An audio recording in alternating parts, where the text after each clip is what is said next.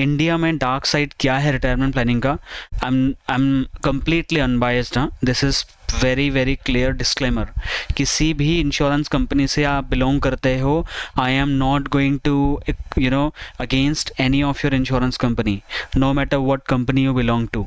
But मैं कुछ companies का नाम लेकर भी बात करूँगा, लेकिन इसका मतलब ये नहीं है कि हम उस कंपनी के खिलाफ हो गए। ठीक है, हम उस चीज़ से पर्दा उठाना चाहते हैं जो सही तरीके से मार्केट में नहीं हो रहा है। इंश्योरेंस का मतलब होता है टर्म इंश्योरेंस। एंडोमेंट ले आना, यूलिप ले आना, यूलिप मनी बैक ले आना, पेंशन ले आना, सेविंग प्लान ले आना, that is kind of miss selling.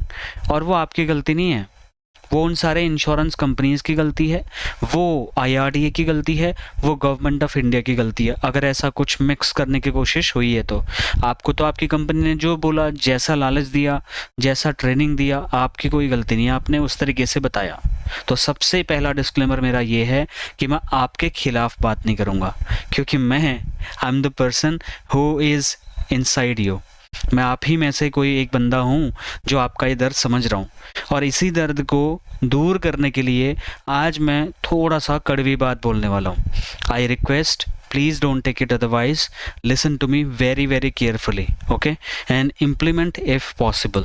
So dark side of the retirement planning in India, ध्यान से समझिए कि रिटायरमेंट प्लानिंग से जुड़ी सबसे बड़ी प्रॉब्लम जो है कि लोग इसे सिर्फ एक इंश्योरेंस प्रोडक्ट से जोड़ करके देख रहे हैं, और ना सिर्फ लोग बल्कि इंश्योरेंस एडवाइज़र भी इसको रिटायरमेंट प्लानिंग बोल करके बेचने की कोशिश कर रहे हैं एक इंश्योरेंस पॉलिसी को, जो कि अपने आप में बहुत बड़ी मिस सेलिंग है। मैं मिस सेलिंग वर्ड यूज़ कर रहा हूँ बहुत जानबूझ करके, ठीक है, बहुत जिम्मेदारी के साथ।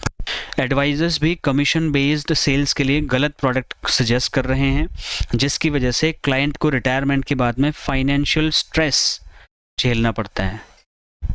तो ठीक है, यहाँ पर मैं एडवाइजर्स को भी आड़े हाथों ले रहा हूँ, क्योंकि जाने अनजाने एडवाइजर्स भी यहाँ पर एक तरीके से गेम प्ले कर रहे हैं क्लाइंट को फाइनेंशियल स्ट्रेस देने के लिए। तो आज मैं आपको सिर्फ प्रॉब्लम नहीं बताऊंगा, बल्कि सॉल्यूशन भी बताऊंगा। इस कोर्स में आप सीखने वाले हैं कि इंडिया में रिटायरमेंट प्लानिंग से जुड़ी हुई क्या गलतियां हैं जो एडवाइजर्स कर रहे हैं। LIC, यूलिप, एन्युटी कब सही है, कब गलत है, जानना चाहते हो ना। कई सारे क्वेश्चंस आते हैं मुझे समझ नहीं आता, मुझे गुस्सा आता है तब जब एक नॉर्मल एडवाइज़र मुझे ये फ़ोन करता है, कृष्णा भाई एक मेरा क्लाइंट है, उसको क्या दूँ, या फिर LIC जीवन उमंग बढ़िया है या LIC जीवन उत्सव बढ़िया है। कितने बेकार सवाल हैं ये। हर किसी क्लाइंट की ज़रूरत अलग है मेरे भाई। मैं कैसे आपको ये कह सकता हूँ कि LIC जीवन उमंग बेकार है या सही है।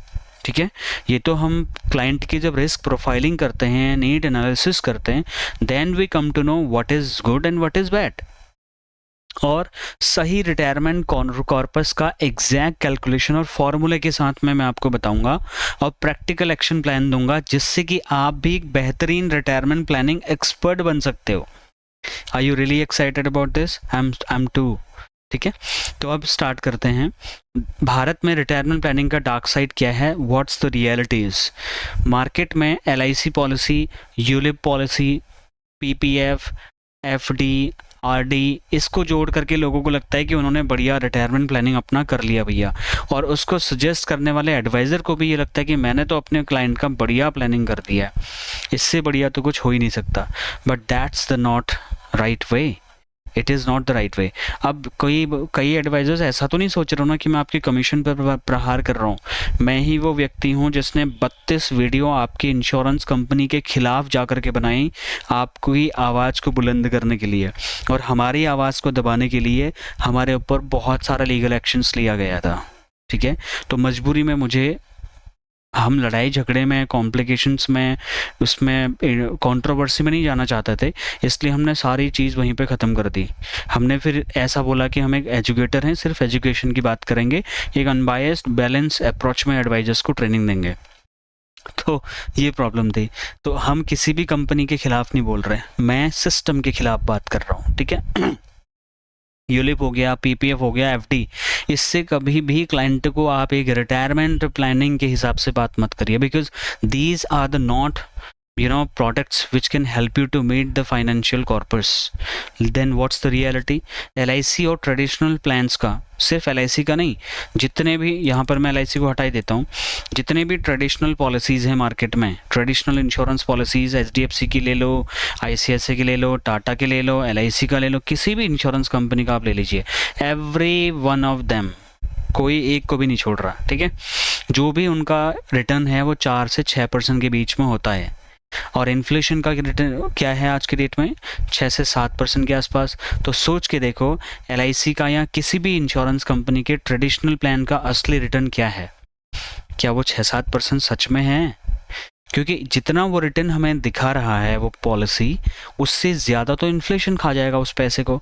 तो उस पैसे की जो परचेजिंग पावर होगी, वो परचेजिंग पावर तो मतलब ख़त्म ही हो गई ना। दिखने में वो 1 करोड़ रुपए मिलेगा, लेकिन उसकी परचेजिंग पावर 60 लाख रुपए की हो जाएगी, या और भी कम हो सकती है। तो that is the big problem with traditional insurance policies. अब मैं ये नहीं कह रहा कि सारी ट्रेडिशनल इंश्योरेंस पॉलिसीज़ बेकार हैं, उसमें भी आप जो है स्मार्टनेस के ज़रिए आप दिमाग लगा करके ये निकाल सकते हो कि कैसे मैं ट्रेडिशनल इंश्योरेंस पॉलिसीज़ का यूज़ करते हुए उनको एक अच्छी फाइनेंशियल प्रोडक्ट के तौर में इस्टेब्लिश कर सकता हूँ। ये भी कौन सिखाएगा? आपका भाई, ठीक है, मैं सिखाऊंगा। देखो एग्जाम्पल के तौर पे देखो, राम जी ने 40 साल की उम्र में एक LIC पॉलिसी का एंडोमेंट पॉलिसी लिया। वो कोई भी एंडोमेंट पॉलिसी हो सकता है, या किसी भी इंश्योरेंस पॉलिसी का कोई भी एंडोमेंट पॉलिसी लिया, ठीक है, जो 60 साल की उम्र में 50 लाख का मैच्योरिटी अमाउंट देगा। 60 साल की उम्र में अगर इन्फ्लेशन 6% रहा तो 20 साल बाद 50 लाख रुपए की असली वैल्यू सिर्फ 15 लाख के बराबर होगी। सोच के देखो आप, दिखने के लिए वो 60 लाख रुपए है मेरे भाई, लेकिन वैल्यू 20 लाख रुपए के आसपास। तो एक्चुअल में आपने 60 लाख रुपए नहीं दिया, आपने कितना दिया? 20 लाख रुपए दिया, या 50 लाख रुपए नहीं दिया आपने क्लाइंट को, क्योंकि उसकी परचेजिंग पावर 20 लाख रुपए की होगी। इसमें बहुत सारे लोगों के बहुत सारे मिथ हो सकते हैं, बहुत सारा एक्सप्लेनेशन हो सकता है, इस पे आर्ग्यूमेंट हो सकते हैं आप लोगों के, but the dark side is something like this. यानी कि LIC से रिटायरमेंट सिक्योर नहीं होगा। अब मैं LIC के खिलाफ नहीं बोल रहा, ठीक है। LIC के अलावा जितनी भी और भी इंश्योरेंस कंपनीज हैं जो ट्रेडिशनल इंश्योरेंस पॉलिसी के नाम पर रिटायरमेंट प्लानिंग बोल रही हैं, उनसे रिटायरमेंट सिक्योर नहीं हो पाएगा, क्योंकि इन्फ्लेशन को एडजस्ट नहीं कर पा रहे हैं, इन्फ्लेशन को मीट नहीं कर पा रहे हैं। हाँ, अगर किसी भी इंश्योरेंस कंपनी की ट्रेडिशनल पॉलिसीज़ का रिटर्न अगर 10% से ऊपर चले जाता है, तब हम समझ सकते हैं कि चलो यार, कम से कम इन्फ्लेशन को तो बीट किया। अब प्रॉब्लम क्या है वो समझने की कोशिश करिए। प्रॉब्लम मेरे भाई ये है कि हमने सही गोल बेस्ड प्लानिंग नहीं करी, हमने इन्फ्लेशन का ध्यान ही नहीं रखा प्लानिंग करते वक्त, इमरजेंसी फंड का प्लान नहीं किया। अब मैं आपका एक छोटा सा टेस्ट लेना चाहूँगा और आपसे रिक्वेस्ट करूँगा कि please every one of you answer करिएगा, ठीक है। आप में से कितने सारे एडवाइजर्स के पास में खुद का इमरजेंसी फंड है? Please answer. चलिए, मैं स्क्रीन शेयर नहीं कर रहा। आप में से there are 86 people right now. How many of you have your emergency fund? Let me ask you. Calculator मेरे हाथ में है, मैं एक एक का कैलकुलेशन कर सकता हूँ अगर आप मुझे चैलेंज दे रहे हो तो। आप बताइए, आपका इमरजेंसी फंड है? No no no no no. कितना है? चंद्रा दत्त जी, कितना इंश्योरेंस आपका इमरजेंसी फंड कितना है आपके अकाउंट में? अमाउंट बताइए अपना, तो मैं अमाउंट से ही समझ जाऊंगा कि आपके पास में इमरजेंसी फंड के तौर पर सफिशिएंट है भी या नहीं है। No no. जो यस लिख रहे हैं अमाउंट के साथ लिखिएगा, ठीक है। और प्लीज़ 86 के 86 लोग जवाब दीजिए, शर्माइए मत। 5 लाख रुपए है चंद्रा दत्त जी के पास, ठीक है। ये लिक्विड कैश में पड़ा हुआ है या फिर कहीं इन्वेस्टेड है ये पैसा?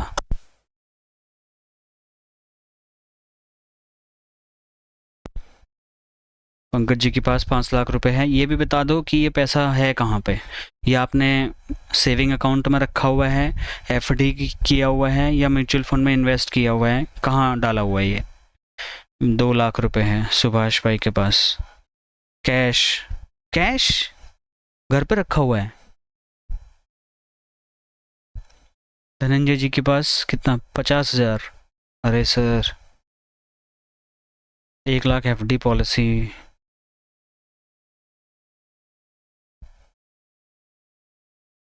No no no no, 1 lakh my account 25 lakh रुपए, ये है ना बात। महेंद्र भाई के लिए तालियां। 25 लाख रुपए इमरजेंसी फंड रखा हुआ है भाई साहब ने। It's good.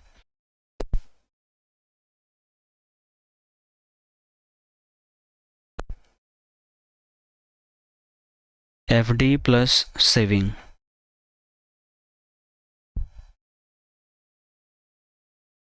ललित जी के पास भी नहीं है।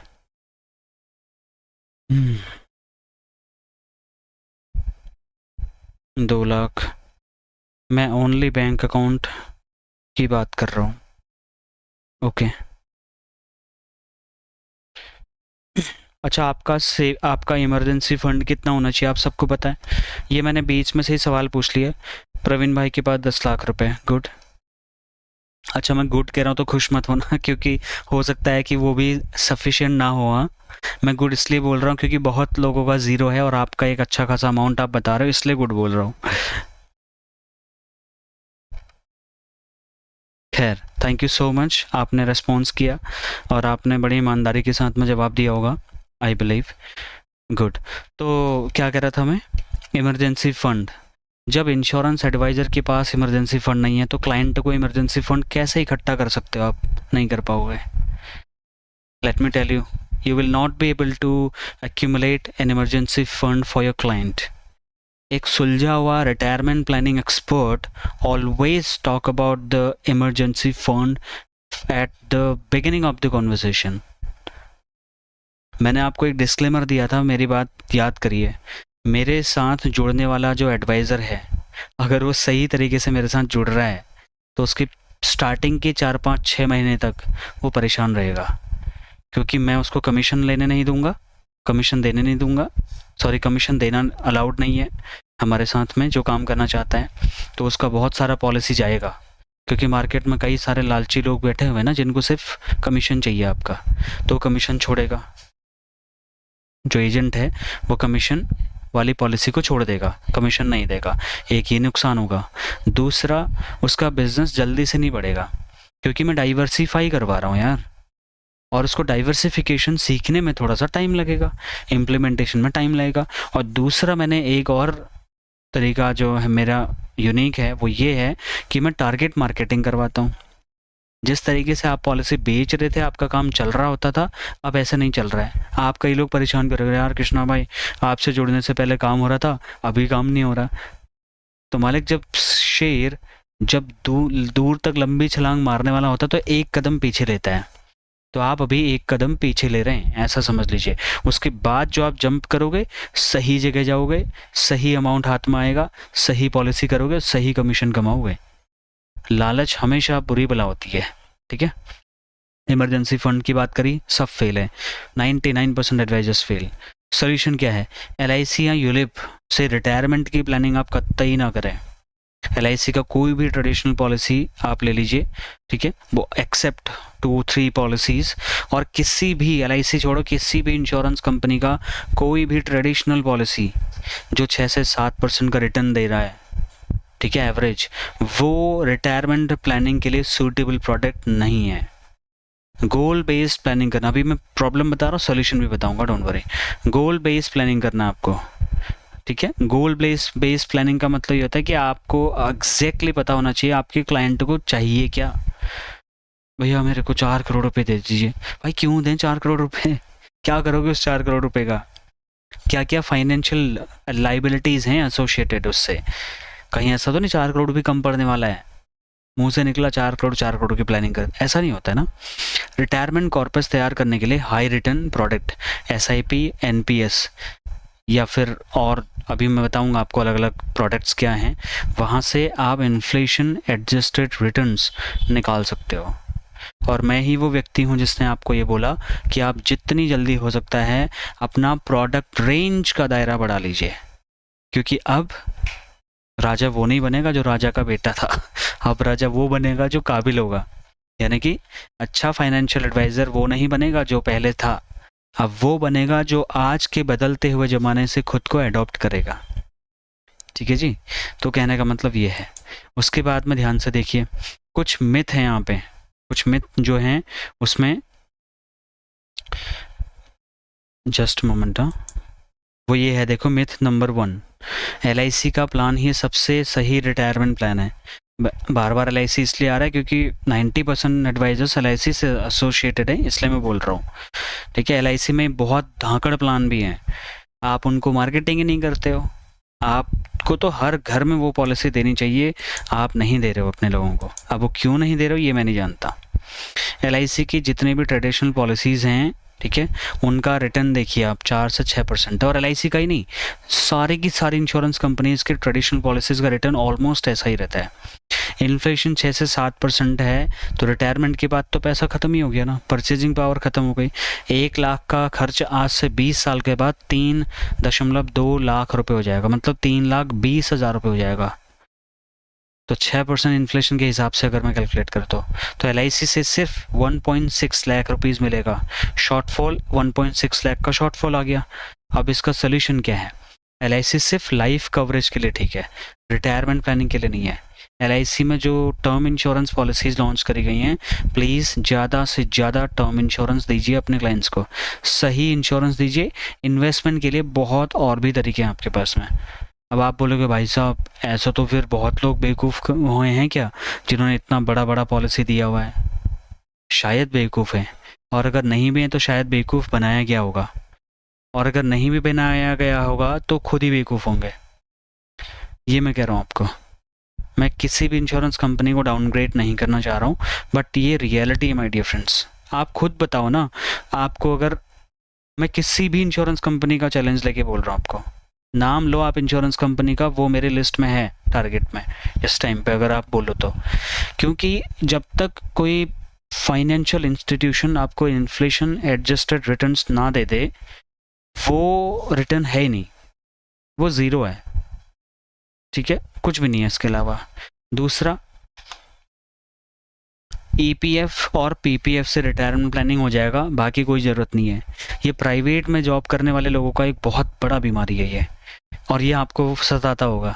ये भी बहुत बड़ा प्रॉब्लम है, क्योंकि इन्फ्लेशन 6% के बाद में नेट रिटर्न 1 से 2% ही बचेगा, क्योंकि 6 से 7% तो इन्फ्लेशन भी है। तो फ़ायदा क्या हुआ? 10,000 रुपये महीने का EPF PPF में निवेश करने पर 20 साल बाद में 52 लाख रुपए के आसपास मिलेगा। इन्फ्लेशन के कारण उसकी जो वैल्यू होगी वो 25 लाख के आसपास आ जाएगी। तो आपको पैसा कितना मिला? 25 लाख ही मिला, दिखने का 52 लाख रुपए है वो। परचेजिंग पावर 25 लाख रुपए के आसपास ही होगी। PPF EPF को रिटायरमेंट के मेन सोर्स के रूप में आप ना देखें, इक्विटी और SIP में इन्वेस्ट कर रहे हैं।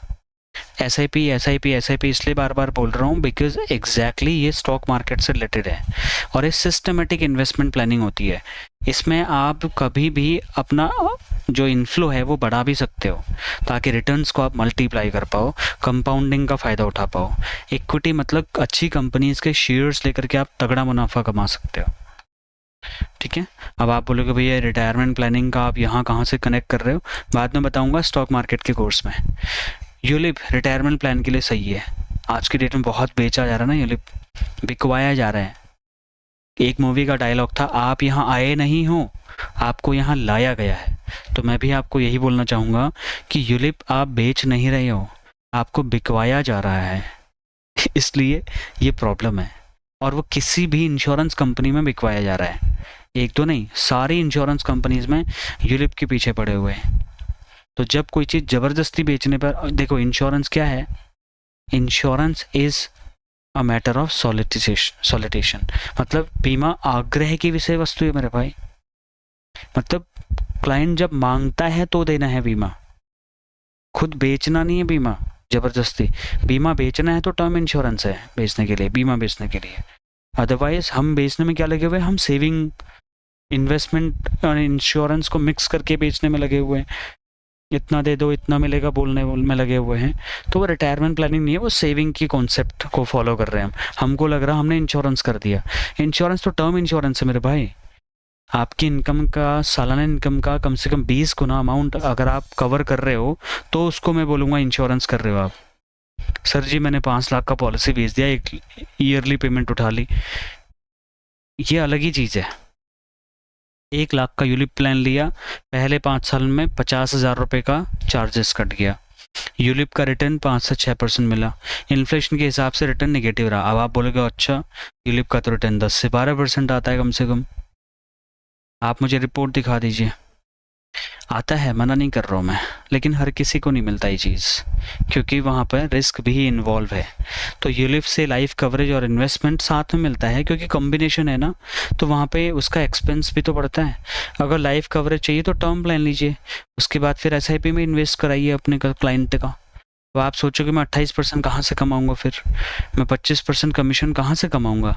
मैं बता तो रहा हूँ, सोशल मीडिया पैकेज में आइए, 1 साल के बाद मैं आपको कम से कम 4-5 तरीके ऑलरेडी मैं दे चुका हूँ, इस्टेब्लिश कर चुका हूँ, वहाँ से इनकम आनी चालू हो भी जाएगी। और बहुत जल्दी इंडिया में इंश्योरेंस एडवाइजर्स का कमीशन और कम होने वाला है। मैं आपको एक चीज़ और पहले ही बता देता हूँ, मैंने बताई भी है आपको, इसलिए आप अभी से सही दिशा में काम करना चालू कर दीजिए।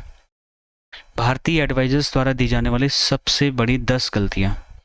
1, सिर्फ इंश्योरेंस LIC पॉलिसी बेचकर रिटायरमेंट सिक्योर करना या मानना, ये एक बड़ी गलती है। इन्फ्लेशन और टैक्सेशन को इग्नोर कर देना, कितना इग्नोर किया जा रहा है इंडिया में इन्फ्लेशन को और टैक्सेशन के पार्ट को। न इन्फ्लेशन के बारे में पता है एडवाइजर्स को, न टैक्सेशन के बारे में पता है। हेल्थ इमरजेंसी का प्लान नहीं बेचना, कई सारे लोग सिर्फ और सिर्फ एक इंश्योरेंस कंपनी के साथ में जुड़े हुए हैं। क्यों जुड़े हुए हो आप ऐसा मत सोचो कि जब उस टाइम पे चल रहा था काम, ऐसे ही मेरा काम चल जाएगा, ऐसा नहीं होगा सर, मार्केट से गायब हो जाओगे आप।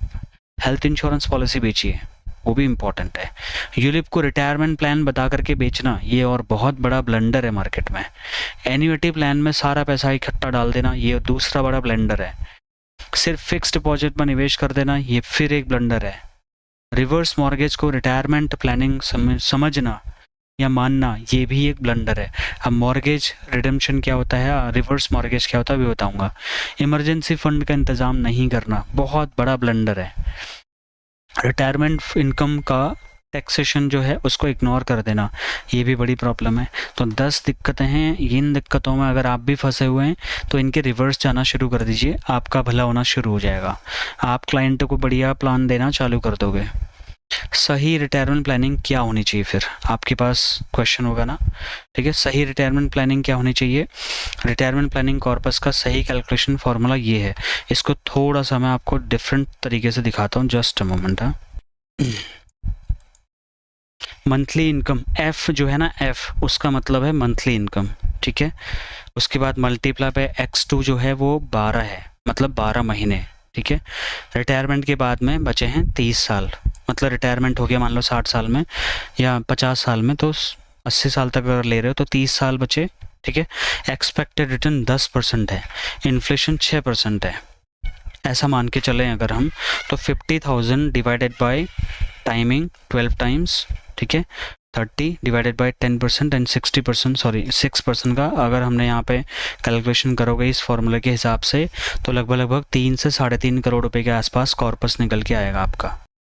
रिटायरमेंट कॉर्पस का फॉर्मूला क्या है, required corpus is equals to monthly expenses, जैसे 50,000 रुपये मंथली एक्सपेंसेस था, मल्टीप्लाई बाय 12 बोला था मैंने, 12 मल्टीप्लाई बाय रिटायरमेंट ईयर्स, ठीक है। 30 साल, रिटायरमेंट के ईयर्स कितने हैं, 30 साल हैं, ठीक है।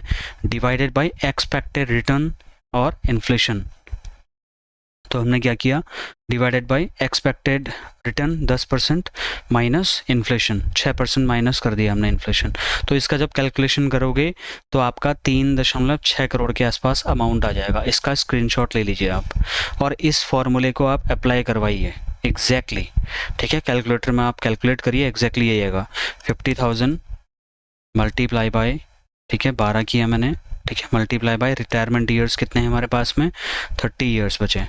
ये कुछ भी हो सकता है, ये आपके क्लाइंट के हिसाब से कुछ भी हो सकता है, ठीक है।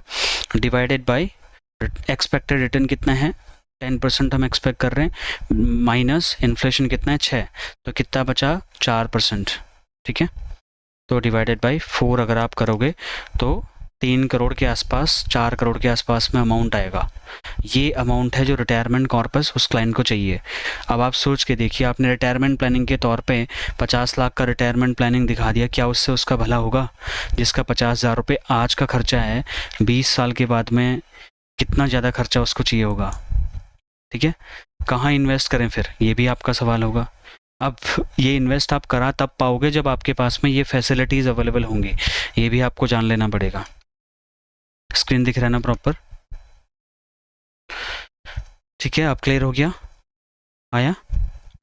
वेयर टू इन्वेस्ट, सबसे पहले इंश्योरेंस करिए आप, और एडिक्वेट इंश्योरेंस करिए अपने क्लाइंट का। देखिए अगर मैं ये चीज़ नहीं बताऊंगा ना, मैं भी चाहता तो सीधा आपको बोलता कि देखो 28% वाला प्रोडक्ट बेचो, बढ़िया ज़्यादा कमीशन कमाओ, MDRT करो, COT करो, TOT करो। सच में कह रहा हूँ, जो लोग आज के डेट में ये टारगेट्स अचीव कर रहे हैं, दो चीज़ों की वजह से कर रहे हैं। या तो ये सच में बढ़िया प्लानिंग कर रहे हैं, बढ़िया डाइवर्सिफिकेशन कर रहे हैं क्लाइंट के पोर्टफोलियो का, उसके बाद ये अच्छा कमीशन कमा रहे हैं, और मल्टीपल सोर्सेज ऑफ इनकम है इनके तब कमा रहे हैं, और या फिर ये लोग मिस सेलिंग कर रहे हैं। इसमें से एक ही चीज़ हो सकती है, वो क्या है आप समझिए। Where to invest, equity mutual funds में 10 से 12% का रिटर्न मिल जाता है क्लाइंट को। NPS, market link plus tax benefit मिल जाता है, तो NPS भी पोर्टफोलियो में होना चाहिए। गोल्ड ETF, अब गोल्ड में मतलब वो तो बंद कर दिया गवर्नमेंट ने, ठीक है, गोल्ड बॉन्ड्स जो बॉन्ड्स है बंद कर दिए, तो गोल्ड ETF तो बचा हुआ है ना, 5 से 7% के आसपास में रहेगा। REITs, ठीक है, यहाँ पे 6 से 8% का रहेगा। इक्विटीज़ मैंने आपको ऑलरेडी बोल दिया है। Direct stock, high growth potentials. Where not to invest, फिर कहाँ इन्वेस्ट नहीं करना है। यूलिप पॉलिसी में हाई चार्जेस, बहुत ज़्यादा चार्जेस होते हैं, मतलब जितना आप कमाओगे नहीं उससे ज़्यादा पता चल रहा आपने चार्जेस पे कर दिए, ऐसा भी होता है, ठीक है। आपको जो बोल के यूलिप पॉलिसी बेचने के लिए बोला जा रहा है, that's not the complete story my dear friends. You don't know the dark side of the back side of the ULIP. मैंने यूलिप जिस दिन समझाया था, सारी चीज़ें आपको बताई थी, अगर आपने वो सेशन किया होगा तो आप यूलिप बेचने से पहले 10 बार सोचोगे। हाई चार्जेस, LIC और जितनी भी मार्केट में ट्रेडिशनल पॉलिसीज़ हैं वहाँ पर रिटर्न्स लो हैं, जो कि रिटायरमेंट कॉर्पस को मीट नहीं कर पाएंगे।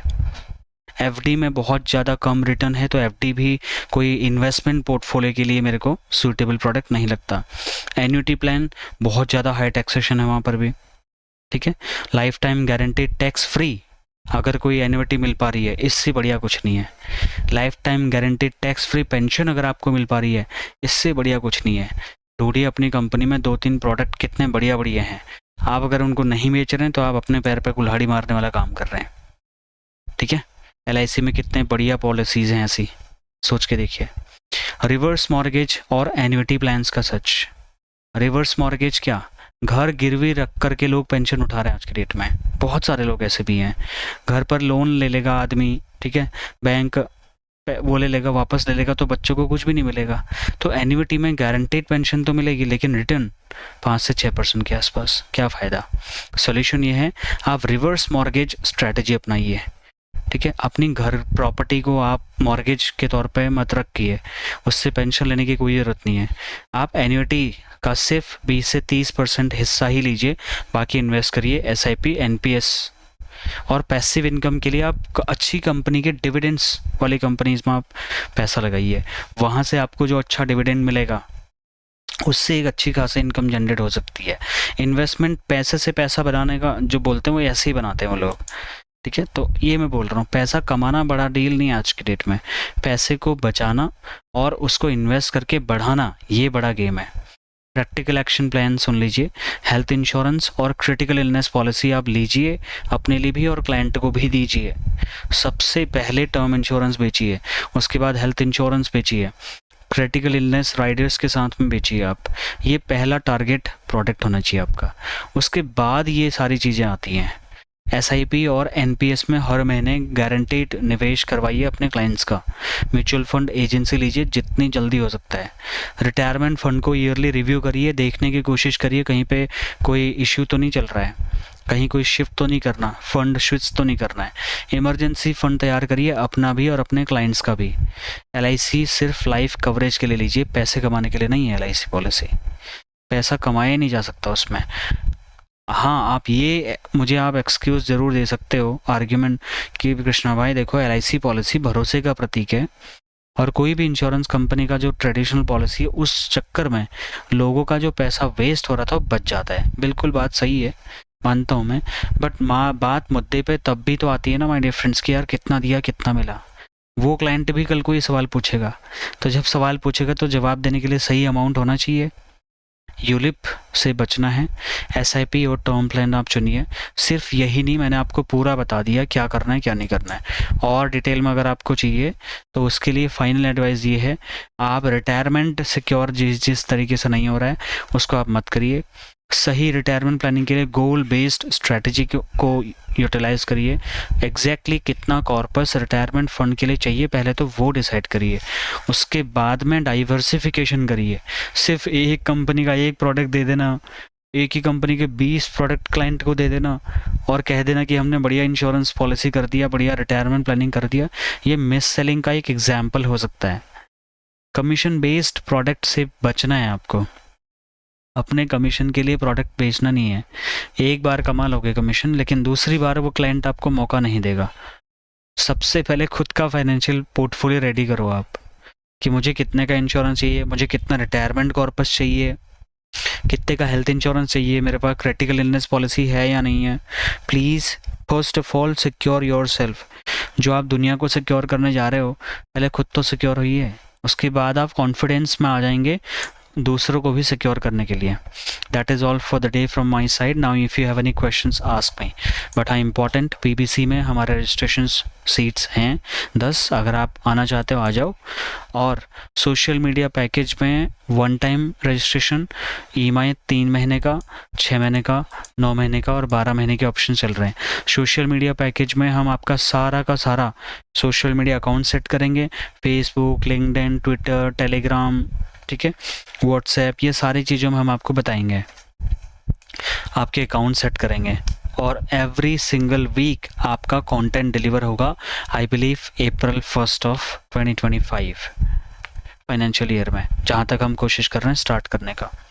तो अगर आप चाहते हैं कि 1 साल के बाद आपको मल्टीपल इनकम सोर्सेज जनरेट करने का मौका मिले, खाली कमीशन के बेसिस पे आप भरोसे ना रहें, तो आपको सोशल मीडिया पैकेज हमारा लेना चाहिए। इसमें हम आपको कुछ भी टेंशन नहीं देने वाले हैं, आपका काम ऊपर ही ऊपर हो जाएगा। मतलब किया हुआ काम मिलेगा आपको, कुछ नहीं करना है आपको। सिर्फ हमें पोर्टफोलियो शूट की इमेजेस भेजनी है, वो भी मैं बताऊंगा कल कैसे भेजोगे। पूरा वीडियो शूट किया हमने फोटोग्राफर का, कैसे क्या कर रहा है।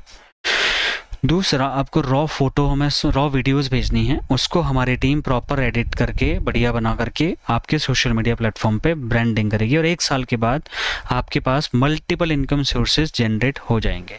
मेरा मुद्दा आपकी इनकम बढ़ाने से है, और उस इनकम को बढ़ाने के लिए आपको एक छोटा सा इन्वेस्टमेंट करवा रहा हूँ मैं।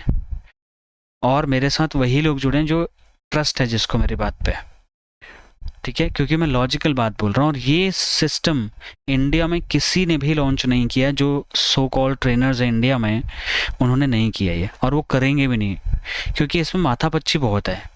हर एडवाइज़र की वीडियो से कट्स निकालना, उसकी कमी दूर करना और रिफाइंड वीडियो देना सामने, बच्चों का खेल नहीं है सर, ये बहुत बड़ा काम है। बेसिक में 50 short videos, 25 long format video, 400 other content, quiz, engagement, polls, posters, post, ये सारी चीज़ें। उसका डबल है प्रीमियम। प्रीमियम वर्जन में हम क्या करेंगे, 100 शॉर्ट्स, 50 लॉन्ग फॉर्मेट वीडियोस, 2 चुको 800 से ज़्यादा पोस्टर्स, पोस्ट, पोल्स, क्विज। उसका भी डबल है ultimate, 200 shorts, 100 long format video और 1200 से ज़्यादा posters, post, polls and quiz. इतना सब जब 1 साल में जाएगा ना, तो रॉकेट हो जाएंगे आपके सोशल मीडिया अकाउंट्स। हज़ारों की तादाद में लोग आपको फॉलो कर रहे होंगे, तो फिर सोचो कितना ज़्यादा स्कोप हो जाएगा आपके लिए। फिर आप एक फाइनेंशियल इन्फ्लुएंसर्स भी हो गए, क्योंकि आपने BFSI को कवर किया हुआ है। तो this is my dream project. ये बहुत ही ज़्यादा इमोशनल प्रोडक्ट है मेरे लिए, आप सबके सामने जो मैंने रखा हुआ है, और यूनिक प्रोडक्ट है, यूनिक सर्विस है हमारी आपके लिए, जो इंडिया में कोई भी नहीं दे रहा है। As a trainer, as a coach कोई भी नहीं दे रहा है. I am the first one who is coming up with very very innovative ideas where exactly insurance advisor need my help. Basic course मैंने 15 दिन का दिया हुआ आपको फ्री में. जाइए करिए, एक पैसा देना नहीं है आपको. मार्केट में 3 दिन के बेसिक कोर्स के लिए आपको निचोड़ दिया जाता है अच्छे तरीके से, जानते हो आप. मैंने 15 दिन का सेशन दिया है. Fundamental course, basic course, advance course, rebate course, corporate course, HUF course, MWP course, social media marketing course, team management course, data management course, पता नहीं कितने I have delivered free of cost. Go and check out those sessions in my live session and watch and take the advantage. ये सारी चीज़ें करने के बाद में अगर आपको ट्रस्ट हो पा रहा है 286-85 दिनों से विदाउट सिंगल फेल मैं लाइव सेशन कंडक्ट कर रहा हूँ, सिर्फ और सिर्फ इस उम्मीद से कि इंश्योरेंस एडवाइज़र जो फीस अफोर्ड नहीं कर पा रहा, क्या उसे सीखने का हक नहीं है क्या?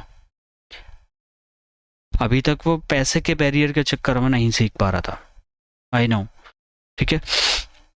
मैंने वो पैसे का बैरियर तोड़ दिया है. मैं 365 दिन अपनी हालत ख़राब करके सामने आ रहा हूँ और बहुत डीप में चीज़ों को सिखा रहा हूँ. अगर आप यहाँ पे जुड़ना चाहते हैं, ट्रस्ट के बेसिस पे जुड़ जाइए. लॉजिक्स मत लगाना ज़्यादा, क्योंकि मैं कोई धंधा करके आपको देने वाला नहीं हूँ. मैं आपको ब्रांडिंग करके देने वाला हूँ, ठीक है. तो ये हमारे EMI ऑप्शन से कोई क्वेश्चन, फीडबैक, सजेशन या कंप्लेन हो तो भाई के लिए पूछिए. Otherwise we are going to wind up this session in just few minutes.